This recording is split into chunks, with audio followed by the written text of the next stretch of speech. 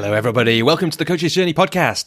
Robbie here. And in this episode, it's a short episode this week. In this episode, we're going to slow down to think about one of the most important elements in any coaching program, in any coaching engagement, in any work that a coach will ever do with that client. That is the end. So I've worked with coaches, I've been a client with coaches who completely missed the opportunity to create meaning and transformation at the end of our work. But that's what's possible. That's what I learned from some of my coaches, and that's what's possible if we pay attention to this key moment. So I'm going to get into what I learned about endings from my coaches like Rich Litvin and Joel Monk, the exact words I use with clients to help make the ending of our work a part of their transformation, what I say to create the possibility for more referrals from clients after our work, and how we can support our clients to rewrite their scripts around endings, and of course more, and all in just a few minutes. Eagle-eyed listeners will notice, and like real Robbie and the Coach's Journey enthusiasts will notice that this content has actually been on the podcast feed before, and it originates in a video that's on my Robbie Swale YouTube channel. You can find that on the episode page at thecoachesjourney.com. And so you may have come across this before. And if you have, of course, you can skip this episode, or you can listen again to see what you might learn from it. Of course, we'll put links to all the things that are mentioned in it, including the episode page in the show notes. But I was thinking about in the 12-Minute Method 100 podcast challenge in 2022. I met an organization called Better, Bolder, Braver.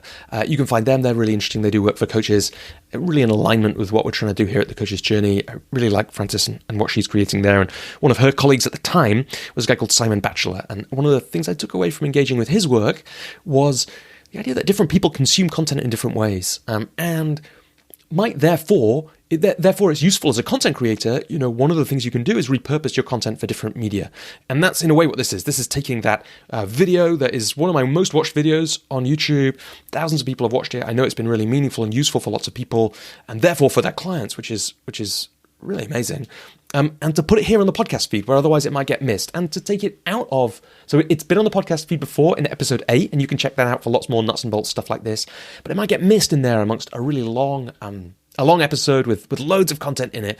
And so I wanted to put it back in the podcast feed here, just because I think that these moments at the end of our work are so important. And there's a couple of reasons for that. So one is, those of you who have been interested in the coaching business flywheel, for those who don't know it, there's a free ebook available at thecoachesjourney.com. It's my attempt to take everything I've learned from the Coach's Journey and put it into one model.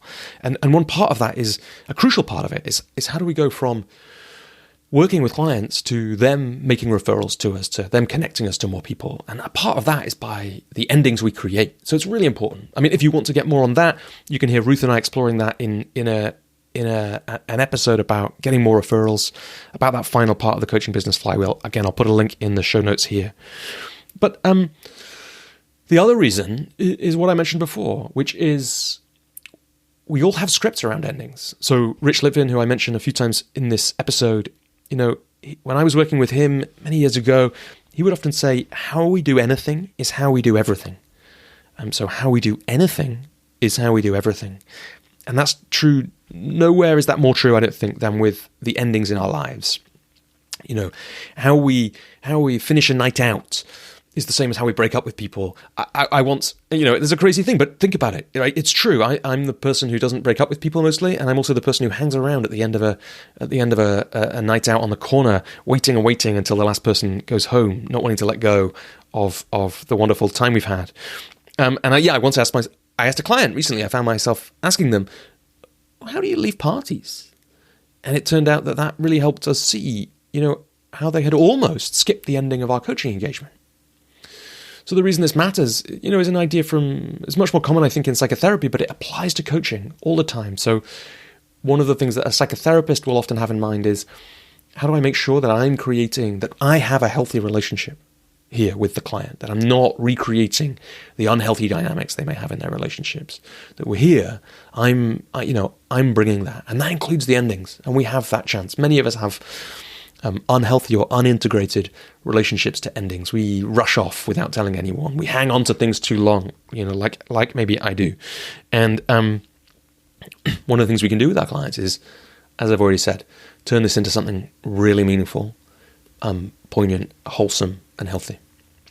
So hopefully that's what this will help you do.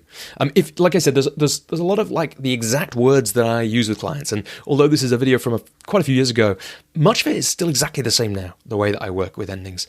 I was kind of listening to see if there's anything drastically different, but actually most of it's pretty much the same. It's more natural for me now. It's more bespoke to each client. But many of the questions I talk about here are ones that I still use years later. And if you're really interested in the kind of exact words that I use, then you might be interested in the Coaching Business Flywheel Booster Pack. So that is my attempt to boil down, like basically it's all the emails that I send to clients and all the parts of my business packaged up into a PDF that you can buy. And it comes with, actually it comes with the Word document version of it to make it easier for you to cut and paste and edit. It's got a flowchart with what I send to which clients at what stage of the business, including at the end. And it's got some other bits and pieces as well. And the idea is so that you can really take all of that and make it your own and get out of your own way and get to doing the work that really matters. And it comes with a money-back guarantee. So there's a link to that in the show notes. You can read more about that at thecoachesjourney.com. But more importantly than that, I hope you enjoy this episode. I hope it helps you create more meaningful, transformative endings for many, many clients over the years. And great to have you with us here on the Coach's Journey podcast. Hi, my name's Robbie Swale. I'm a coach based in London, and I just wanted to share a little bit about how I manage the final session of a coaching engagement. If you haven't already, there's another video on my YouTube page about why I work with clients over a period of time, not a number of sessions. But I think this works. Some of the stuff here, some of the ideas, pretty much all of it works however you work with clients. And take what you want from it. It's all borrowed from other coaches. It's one of the most interesting things about working with other coaches as a client is seeing what they do, hearing and understanding how they manage different parts of their coaching engagement. And one example of that is the ending. So I was once on the receiving end of a brilliant final session from a coach, Joel Monk, and at that point started thinking quite differently about how I managed my final sessions. But this is picked up from all sorts of different people who I've learned from and been coached by over the past few years. So the first thing I would say about the final session is signposting. There's contracting around it. Now, probably this. I would always recommend that there's a fixed length of time, and I would do time rather than sessions, agreed at the start. But some other coaches work in different ways, and so that's fine as well. But at some point, most coaching engagements will come to an end. And I always signpost this. If it's happening and we know it's happening, next time's going to be our last session. I'll say it in person if I can. If not, I'll say it in an email. And what I like to do as part of that session is save at least 20 minutes at the end to reflect on the engagement. We can do some other work if there's important stuff that's come up, but I don't want to save the time for that. And then I'll follow that up in an email before the final session.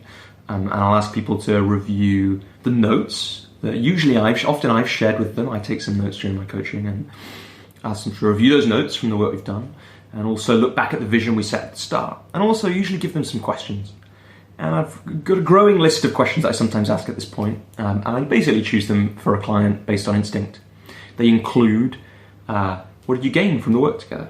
What have you learned from the work we've done together? What insights are you taking away? And sometimes I also ask, what are the biggest results you've seen? And I'm not very good at asking that because I get a bit worried that there won't be any. But the truth is there always are tangible results. And it can be a really powerful thing to challenge someone to think of those. And sometimes I also ask a forward-looking question, like, what's your biggest dream for the next 6 months or the next 12 months? And some of these questions are borrowed straight from Litvin. And then at the start of the final session, I'll signpost all that stuff again. I'll say, look, we're going to do the 20 minutes at least at the end. There might be something more important to look at first. And if there is, we'll get into that. Sometimes there isn't, or the client doesn't bring something, in which case I'll often or always try and go back to the vision that we set at the start. First session or two of an engagement with the client when I work with them is usually creating a vision for what do they want to create? What would be the extraordinary things for them to create over the next 6 or 12 months? And now's the time to go back to it, and to revisit it, and to get them to reflect on it. And this is a part of the first important thing I think about the final session, which is reminding a client just how far they've come. And not everyone is like this, but with my clients, because of who I am and the way that I work, they're often people who don't remember the things they've done, don't celebrate their successes all that well. But for anyone, I think it's really important, if they've made this investment in themselves in terms of time and money and energy in changing or creating something, it's really important to show them, look, this is what you've done. And the vision isn't always done, it's not always complete, but in that usually there's some insights too. So I normally take them through the vision, just ask them, well, read this part of the vision, or I'll read it to them, and I'll say, well, what's coming up as I share this? This is where you were 6 or 12 months ago. What's it like to hear that back now? And it's useful to collect those insights and make a note of them. And I usually try, when creating the vision, also to ask, what will it be like if you do all this? What will it feel like? What will it look like? And I love to reflect that back at this stage as well. You can say, well, you said if you did all this stuff, it would be awesome. You would be a totally different person. What's it like to have done all this stuff? Get them into that moment, remembering what it was like. Now, as I've said, I'm always learning from the coaches I work with about how they manage this stuff. I just finished working with Litvin, and he plays this little bit out in a slightly different way. He asks the client to take themselves back. What was it like to be you 6 months ago? What was it like to be you 12 months ago? What was going on? What were the challenges? And it's a great way to play as well. The next part, of the final session is that I usually say, well, look, I've got, thanks for going through the vision. I've got some things that I've been through our notes and picked out, or things that I've thought as I sat and reflected on our work together and on you. And then I'll share that. And those are usually a mixture of things. It's the most memorable moments from the work we've done, or the insights that feel like they've been most key. I might pick out some themes, like a lot of our important work has been around certainty. And I'll give some tangible examples of that, about where in their life and in the work we did that showed up. And I'll always try and reflect back how I see that person. I'll reflect back and thank them for maybe the courage they've shown, or the vulnerability they've shown, or really the ways that I admire them and the ways that they inspire me. And I really like to do that. It's a beautiful gift to give. That's another way of showing people, because not everyone is good, even reading through it, noticing the things they've created, even if there's detailed notes or they've kept a diary or whatever. It's different to hear it back from somebody else. And wherever possible, and I do this with any notes that I send to clients, I'm always trying to capture it in their language. And I'll again, if I have that stuff where it's things that they've said, I'll be trying to reflect it back in their language. And I'll also be trying to speak from the heart. This is all true. It's very important that stuff is genuine, because people don't often get told that. And after 6 months of working with someone, you know them pretty well, and you've seen them in a way that lots of people don't. And to reflect that back to them, which, I feel like is often with my clients the most real, the most them they ever are is in coaching. And so to be able to reflect some of that back can be very powerful for them. And then after that, I'll invite them. Well, I'll ask them what they noticed, what it was like as I reflected the things that I reflected back to them. And I'll ask for what came up for them at that point, what they noticed. And then I'll ask them some of the questions that I might have sent them in advance. Sometimes I ask all of them, and sometimes I don't, and there's not really a pattern to that. It's just however much time we've got on whatever's going on, whatever comes up for me. Sometimes I'll ask all of them, and sometimes I'll just choose one, whatever feels right in the moment, and I'll ask it. And then I'll quite often say, so if maybe I chose, what are the insights the biggest insights that you've taken from our work together? And when they answer one, I'll say, and what else? And what else? And what else? And I learned the neuroscience behind that recently, that powerful coaching tool of just saying what else, or asking the same question over and over again. And it's that, let me get this right, it's that the first few times that you get asked that kind of question, you're asked to come up with an idea, you come up with the common ideas. It's like the neuroscience, it's like the paths most traveled, the neural pathways most used. But then as you keep getting asked it, you force new neural pathways. And that's when the unexpected things come out. And that's true. I've seen that be true of insights or the things that people have gained from the work that we've done. Keep asking, and things keep coming if you've got time. And then I really like to try and take the client, if I can, into what next for them. Maybe that's a question from Rich of, what's your biggest dream for the next 12 months or the next 6 months? Sometimes, often with my clients, part of our work will have been to create a vision for what's coming next. And I'll bring that into the final call. And then as that's tied up, maybe there's some actions they're going to take. Maybe it's not. Maybe it's just this nice place that we are. I'll thank them again for the work they've done. And then I'll tie the last piece up, what feels to me the last important piece of the engagement, which is, and I'll say it like this, and I borrowed this from either Phil or Vegard, who I trained with. We've been through a little bit what's next for you. We've got your vision for the next 12 months. You've talked about what are the actions you're going to take as a result of this session. There's a couple of things that I'd like to ask of you, which that's what's next for me. So that's, I'd be really, really honoured if you would write a little bit about the work we've done together. You sometimes use that kind of thing as a testimonial. Sometimes it just goes on in a little Word document or a collection of emails that I've got. It'd be really valuable if you wouldn't mind doing that. But no pressure, because that's not always the right thing to do. And the second is, I'd love to send you a little email about the kind of people that I'm looking to be connected to at the moment, and just to see if there's anyone you know that you want to refer to me. And usually the offer from me is to gift them a powerful coaching conversation, like the one that we did when we first met. And what I find is that great clients, and then if they have been a really great client, I'll try and say this, and I feel like you've been a great client who I've done some of my best work with. Often those people are the best people at knowing who I can do great work with and who can benefit from working with me. So trust your instincts there.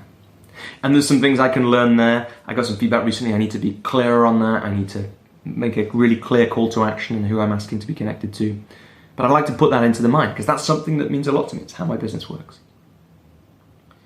And however you say that, I would say the most important thing is to say it would be really valuable to me if you could make some referrals when it feels like the right thing to do. And then the last piece is, what's next for us? We've done what's next for them, done what's next for me. Now it's what's next for us. And, well, I speak from the heart here. Look, it's been a real pleasure to work with you. It's been a privilege to go on this journey with you, and I'm so grateful that you've been able to go on this journey with me. And if there comes a point in the future, it might be soon. Some clients, want to start working together straight away, or in a month, or in 2 months, or it might not be for a long period.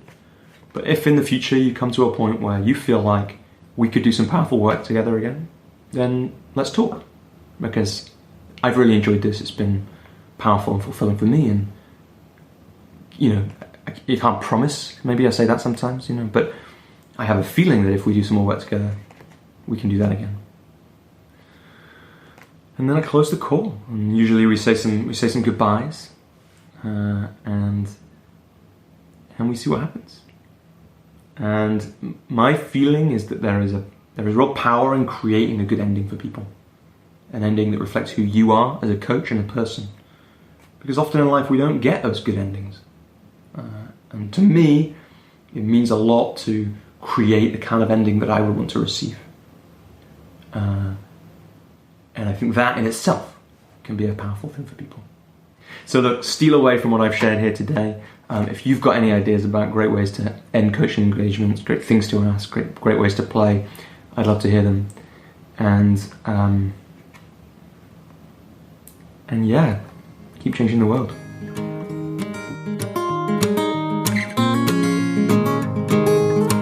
Hello everybody, Robbie here again. Just one more thing. The last time you'll get a different Robbie talking to you from the same episode.